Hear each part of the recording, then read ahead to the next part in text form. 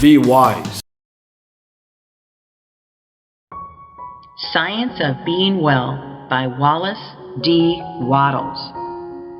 Chapter 4. What to Think. In order to sever all mental relations with disease, you must enter into mental relations with health, making the process positive, not negative, one of assumption, not of rejection. You are to receive or appropriate health rather than to reject and deny disease. Denying disease accomplishes next to nothing. It does little good to cast out the devil and leave the house vacant, for he will presently return with others worse than himself. When you enter into full and constant mental relations with health, you must of necessity cease all relationship with disease. The first step in the science of being well is, then, to enter into complete thought connection with health. The best way to do this is to form a mental image or picture of yourself as being well, imagining a perfectly strong and healthy body, and to spend sufficient time in contemplating this image to make it your habitual thought of yourself. This is not so easy as it sounds. It necessitates the taking of considerable time for meditation, and not all persons have the imaging faculty well enough developed to form a distinct mental picture of themselves in a perfect or idealized body. It is much easier, as in the science of getting rich, to form a mental image of the things one wants to have. For we have seen these things, or their counterparts, and know how they look. We can picture them very easily from memory, but we have never seen ourselves in a perfect body, and a clear mental image is hard to form. It is not necessary or essential, however, to have a clear mental image of yourself as you wish to be. It is only essential to form a conception of perfect health and to relate yourself to it. This conception of health is not a mental picture of a particular thing. It is an understanding of health and carries with it the idea of perfect functioning in every part and organ. You may try to picture yourself as perfect in physique. That helps. And you must think of yourself as doing everything in the manner of a perfectly strong and healthy person. You can picture yourself as walking down the street with an erect body and a vigorous stride. You can picture yourself as doing your day's work easily and with surplus vigor, never tired or weak. You can picture in your mind how all things would be done by a person full of health and power, and you can make yourself the central figure in the picture, doing things in just that way. Never think of the ways in which weak or sickly people do things. Always think of the way strong people do things. Spend your leisure time in thinking about the strong way until you have a good conception of it, and always think of yourself in connection with the strong way of doing things. This is what I mean by having a conception of health. In order to establish perfect functioning in every part, man does not have to study anatomy or physiology so that he can form a mental image of each separate organ and address himself to it. He does not have to treat his liver, his kidneys, his stomach, or his heart. There is one principle of health in man which has control over all the involuntary functions of his life, and the thought of perfect health impressed upon this principle will reach each part and organ. Man's liver is not controlled by a liver principle, his stomach by a digestive principle, and so on. The principle of health is one. The less you go into the detailed study of physiology, the better for you. Our knowledge of this science is very imperfect and leads to imperfect thought. Imperfect thought causes imperfect functioning, which is disease. Let me illustrate. Until quite recently, physiology fixed 10 days as the extreme limit of man's endurance without food. It was considered that only in exceptional cases could he survive a longer fast. So the impression became universally disseminated that one who was deprived of food must die in from 5 to 10 days, and numbers of people, when cut off from food by shipwreck, accident, or famine, did die within this period.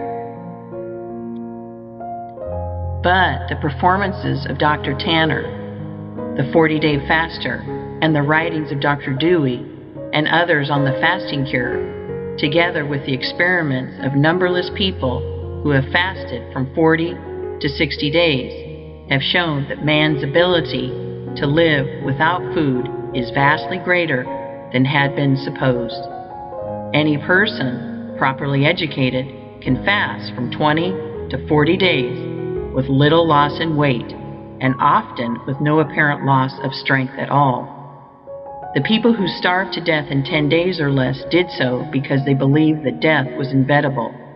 An erroneous physiology had given them a wrong thought about themselves.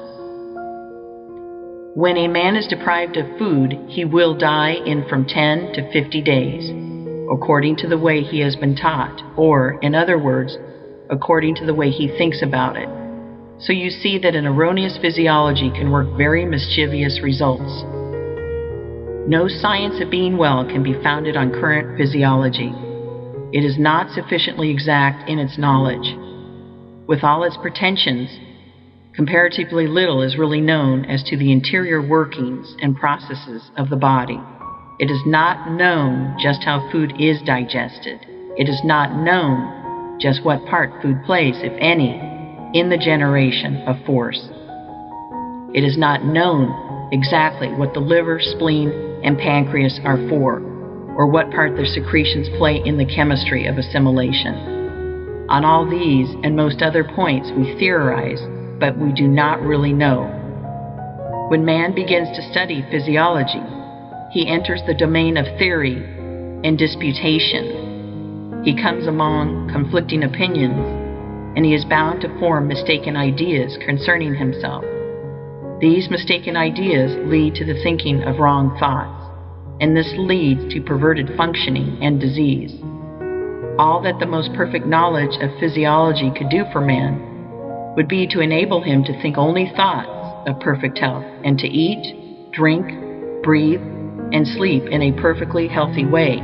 And this, as we shall show, he can do without studying physiology at all. This, for the most part, is true of all hygiene. There are certain fundamental propositions which we should know, and these will be explained in later chapters. But aside from these propositions, ignore physiology and hygiene. They tend to fill your mind with thoughts of imperfect conditions, and these thoughts will produce the imperfect conditions in your own body.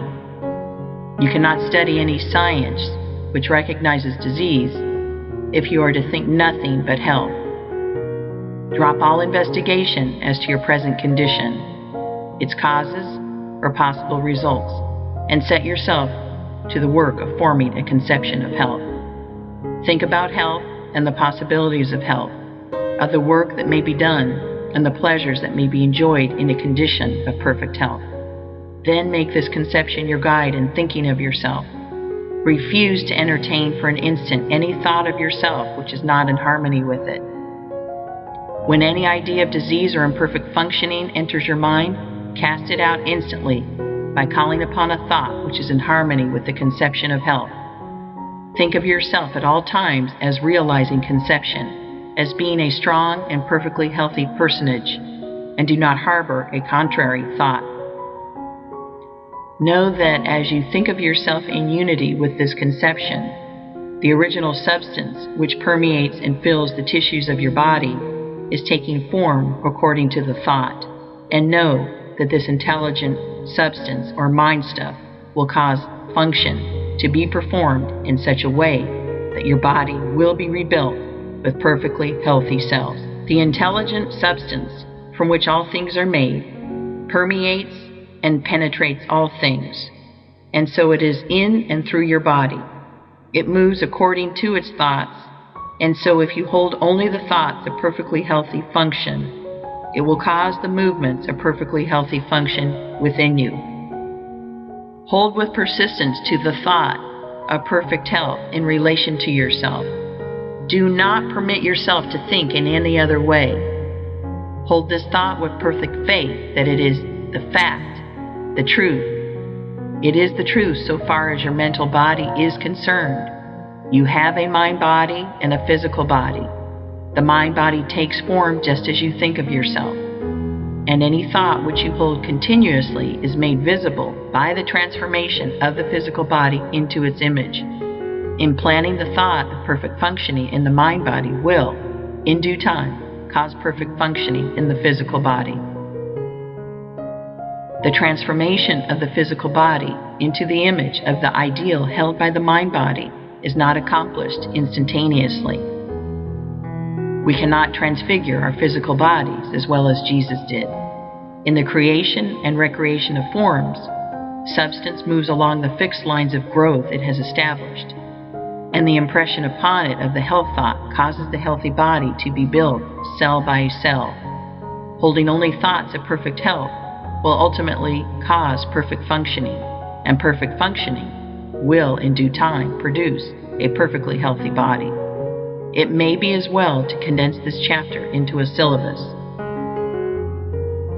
Your physical body is permeated and fitted with an intelligent substance, which forms a body of mind stuff. This mind stuff controls the functioning of your physical body. A thought of disease or of imperfect function impressed upon the mind stuff causes disease or imperfect functioning in the physical body. If you are diseased, it is because wrong thoughts have made impressions on this mind stuff. These may have been either your own thoughts or those of your parents.